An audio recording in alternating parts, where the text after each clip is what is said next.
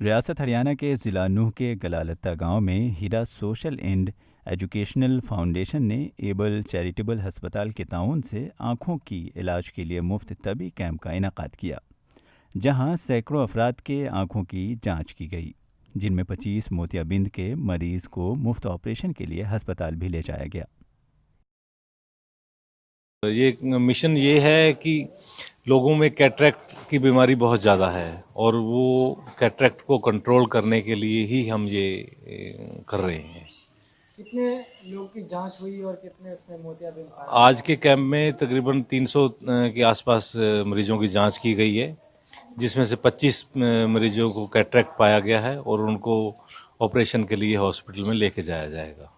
Heera social and education foundation ने ये आँखों का फ्री कैंप एबल हॉस्पिटल के सहयोग से मुनक़िद किया है और हम मिल के इस तरह के कई कैंप महीने में करते रहते हैं, सर्दियों के शुरू में भी, आखिर में भी, और आम जन को इससे बहुत फ़ायदा पहुंच रहा है। भाई हमारे यहाँ कैंप लगा है, बहुत फ़ायदा हुआ है लोगों को। यहाँ फ्री लाना, फ्री ले जाना और फ्री दवाई गोली मिलना, ये अच्छी बात है।